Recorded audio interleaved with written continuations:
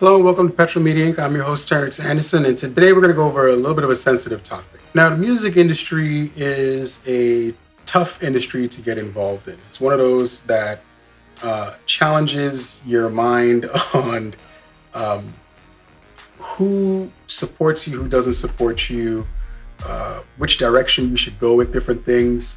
A lot of times you might start to think to yourself that you need to follow the trends of what's going on at the time, but the reality is you still need to be authentic to yourself. You also need to know who you can trust to do your business with. And that's the one that becomes a little bit of a tricky one, right? Because the industry, again, everybody makes promises, but most people don't follow through on their promises. Before we get too deep into that, if you have a moment, please go to my website, www.petromediainc.com. I have tons of sounds and kits up there. I'm uploading sounds all the time to the site. I'm trying to service people with a varied set of sounds for different uses, whether you're using an MPC of any kind, or if you're using software to do production. So a lot of the stuff is formatted in 16-bit, 44.1, so that all the older samplers can work on it. I'm actually working on a series of sounds for even older samplers, but that's gonna take a little bit of time. I have over 8 terabytes of sound of my near 27 years of experience in the music industry just sitting around. And I decided that, I'm not using a lot of it, so I'm gonna start parting it out. So give me a little bit of time, and every time I release a video, which is once a week, I'm gonna put up a kit on the site. It's gonna be free for the first week or two, and then after that, it's gonna be at whatever the regular price is. That way, you guys have an opportunity to jump in and grab stuff as it comes along. I hope you enjoy that because I got some badass sounds sitting in my library. Now, coming into the music industry was an interesting process. I was kind of thrown into it. I was given the opportunity to be a part of it through a connection who used to be a recording engineer at Baseline Studios. This gentleman had his own production company, and he was my connection for myself and my older business partner, Darren Joseph, to get into working with Joel Santana for the whistle track. And that was a great experience, but it came with some drawbacks. First one was experiencing Joel as engineer trying to get a part of the publishing by trying to edit and add parts to the record, which it sounded terrible. And thank God that Joel's decided that it sounded better the way we made it in the first place, so we didn't have to cut the record even more. But getting on the whole idea of cutting records, we were young and green in the industry at the time, and we didn't know everything about the business side of it. So first thing, always know your business. I learned it after the experience, unfortunately. That was my experience that taught me to learn more about the business. But they didn't give us the publishing. They gave us only a part of the writers, and Darren and I were supposed to get a much more significant chunk of the writer share. If I'm correct, Joel's was supposed to get a larger percentage of the publishing, of the writer share as well. Once the label started to get involved in the business, things got funny real quick, even though we already had a contract structured one way. All of a sudden it shifted and changed. And Darren and my cut got lowered, even though in reality, the only people on the record was Darren, myself, and LeRon James, AKA Joel Santana. It's just 3 people on the record, but other people were credited. I don't need to say their names. You can go look them up. But that was the first experience that taught us that, this industry doesn't work the way we thought it was going to work. And we learned the hard way. Almost every story from the mid 90s to early 2000s is the same. We learned the hard way. You fast forward to today, to after that. I got the ASCAP Pop Award. Darren and I walked across the stage. The record went gold and then platinum, and publishers were courting us left and right, which was great. It was a great experience. We met with Sony, we met with Universal, we met with Warner and Warner Chappell and Atlantic, and all of those meetings went great. One meeting in particular stood out, and the guy that I was working with, because at the time Darren and I, we had a little bit of a difference of opinion. I still love the dude. We are still good friends. We decided to go a little bit separate at the time, which I think was probably a bad decision. We really should have stuck together and just grind because we were so good at what we did at the time. But I took on another partner, and living out in the DC, Maryland area, we flew out to LA to have a meeting. And in the meeting with Warner, everything seemed great. At the time, the A&R had an artist named Katy Perry, who was new. We all know who she is now. And they were working on her first album. And we played several records for them. And one of the records we played was called Astronaut Love. The record was performed by a rapper who wanted to use it for his album. And it was a good record. I mean, it was a really good record. I still have the record because it was never really released for anything. But the A&R loved the record, but he said, hey, I want to shop this to Katy Perry. And I was like, who's Katy Perry? And he said, hey, if you change the lyrics, just change it from she needs a boost to he needs a boost. I can pitch it to her. And then she might make some adjustments, but I think she would really love this record. And mind you, at the time, almost everything he pitched to her ended up on that album. So I came back to Maryland and had a meeting with the artist who performed it. And the first thing out of his mouth was, that's my record. We're not gonna change the records for anybody. And who's this Katy Perry person? And, fast forward, we all know how that went, and that would have been a great opportunity. Again, I should have probably considered some things, but again, I was being very respectful of the artist's wishes for their lyrics because it was his lyrics, and I had to call the A&R and tell him we can't use the record because the artist wants to use it for something else.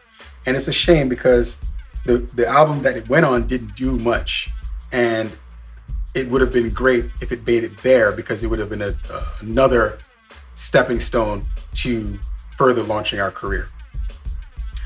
Another opportunity that came along that was great was sitting in the Universal office in New York as well as in Los Angeles to go over different ideas on how to move our careers forward. And the first meeting actually took place in Los Angeles when we came out for the Pop Award. I sat with one of the guys over there and Atlantic as well. And the partner that I had at the time said some things in the Universal meeting that kind of gave some pushback from the A&R. He was just like, I don't know about that. But the glaring one was when we went to Atlantic and we met with Mike Caren, and Mike Caren asked us to work on a couple of records for an artist named Plies. And Plies, I didn't know who Plies was because I just didn't know who he was. But my partner's response to the record that they played kind of turned him off. Again, it's about the reaction in that scenario. He chose to be like, Plies, who's Plies? And, a lot of attitude with it. And unfortunately that turned off Mike because this was Mike's prize person at the time and an upcoming artist who's growing. And we know who Plies became. He didn't go crazy for too long, but he got a decent run. And again, opportunity to be a part of that didn't happen because of people I was working with. The last straw was the Universal meeting in New York where I sat with the head of A&R for Universal. And she gave us a great opportunity. At least I thought it was a great opportunity. It wasn't really a great deal because most new song deals are not that great. I'll give you a little bit of details on it. It was $75,000 for a 4-song deal. 4-song deal at the time, just early 2000, 4-song deal at the time meant that you had to complete 8 songs. I know that math makes no sense, but I'm gonna break it down a little bit more. With any record, you have the writer's share and the publisher's share. And 50% of the song goes to the writer, 50% of the song goes to the publisher's share. Now, that becomes a 50-50 split. And with that split, what ends up happening is you're still responsible for the whole song. This is how the deal gets funky. And every time you collaborate with something, whatever percentage of the record that's turned in, that's your percentage. So let's say it was just me and Darren working on a record and we're in the deal together. We turn in one record, that's 50%. We turn in half a song. You following me so far? The publisher side of it, although we get a percentage of that, that's not considered a part of the song. So in order to get a full song, we need to release 2 songs or get 2 songs placed with a major artist or placed in TV or whatever it is for that to work. So that created a scenario where you had to do 8 songs to complete a 4-song deal. Now for Darren and I, that would have been easy, like super easy. With my other partner at the time, I don't know. I think it would have been okay, but it's what he said, and I'm getting to that kind of like steamrolled that opportunity out the door. But suffice to say, as she was explaining it to me, the head of A&R at the time, I was like, okay, this is doable. And I was like, what's the worst that could happen? And she started breaking it down, and she told us that there was a producing duo that's still on their first song deal because they had so many collaborators, so many samples. They were turning in 5% of a song, 1% of a song. It just got so bad that they were like 5 years into their 4-song deal. Whereas I knew I could complete that deal in 2 to 3 years max. And although $75,000 is not a lot of money to spread across 2-3 years, reality is in that circumstance, you make sure you have another scenario that can help you out. And at the time, my wife and I, she was making okay income. She would have been able to float us a little bit. Plus, I have enough sense to know to get a job while this is going on so that, we are okay financially while I work on production. So that would have been a great opportunity. But unfortunately, it got steamrolled because the gentleman with me said, nah, that's not enough money to carry us. I'm going to need us to get like 300,000 so that he can get 150 and I can get 150. And as that came out of his mouth, I had already known that this was over at that point. And I was really disappointed in that. And she was just like, well, I can talk to the head, my boss, but it's very doubtful anybody's going to offer you that, even with, your credibility and what you've done so far. And listen, you get into a scenario like that. I don't know if those scenarios exist these days because the industry is so shifted from back then, but you take the opportunity, you work it as hard as fast as you can, and the next deal comes up, which is going to be more. But also you get to argue more for more publishing because now you have credibility. And anybody who sees who you are and knows what you've accomplished is going to want to be a part of that, and they're all going to push you. So bad decision on the partner's part, but also it screwed up everything on the back end for me. And it got frustrating. I lost a lot of connections through those 3 meetings alone because of that. And that goes back to what I was saying about me not realizing when to be a shark.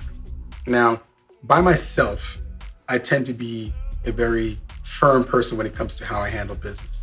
But when I start to care about the needs of others outside of my own picture, that's when I think I made the mistake of, I don't want to say caring too much, but caring too much.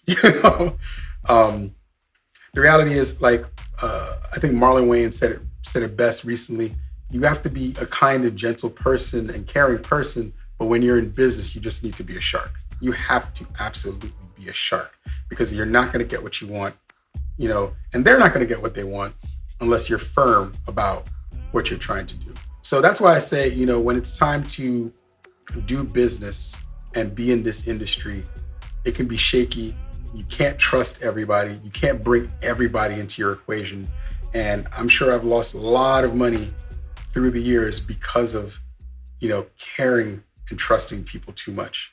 It's also forced me to have to slow down on my timeline for a lot of things that I'm working on production-wise. And, has me shifted my thinking on the way I'm going about things in the future. Again, I love production. I love what I do, but always think about that. When you start to do this, even if you don't get into the music industry and go talk with record labels and executives and whatever, let's say you do this individually yourself, because it is very easy to do this yourself now. Think about how far you can go.